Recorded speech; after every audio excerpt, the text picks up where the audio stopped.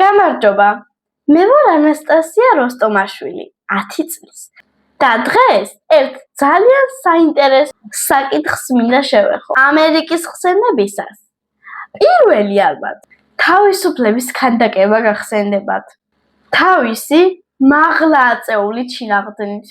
მაგრამ იცით თუ არა რა უჭირავს მას მარცხენა ხელში?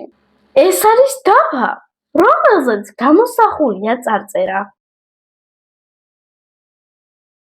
რაც ნიშნავს 1776 წლის 4 ივლისი.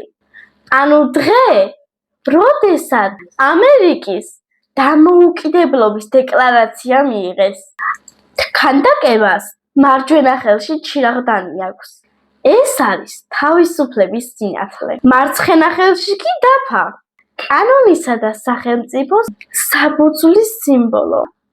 ანუ თავისუფლება სინათლის მსგავსია.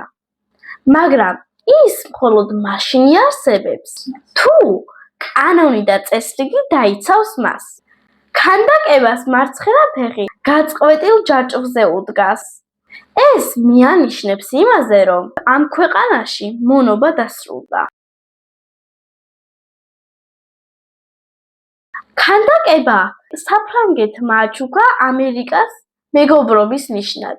მას აქვს 354 საფეხური და გვირგვინში 7 სხივი, რაც 7 კონტინენტს და 7 ზღვას სიმბოლურად ასახიერებს. თავდაპირველად ქანდაკება თეთრი იყო, მაგრამ დროთა განმავლობაში სპილენძის ზედაპირი დაჟანგდა და დღეს მწვანეა.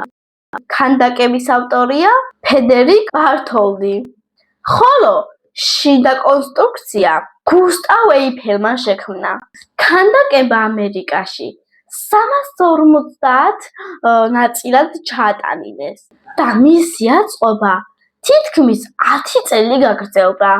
ნიუ-იორკში ის დღესაც მილიონობით ტურისტს მასპინძლობს, რომლებსაც საშუალება აქვთ 354 საფეხურიანი კიბით ავიდნენ გვირგვინამდე და იქედან გადმოხედონ ქალაქს. აქვე არის ლიფტი მათთვის, ვისაც კიბეზე ასვლა უჭირს.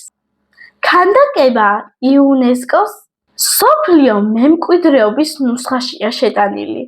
მეტი საინტერესო ინფორმაციისათვის ჩემი არხის გამოწერა არ დაგავიწყდეს.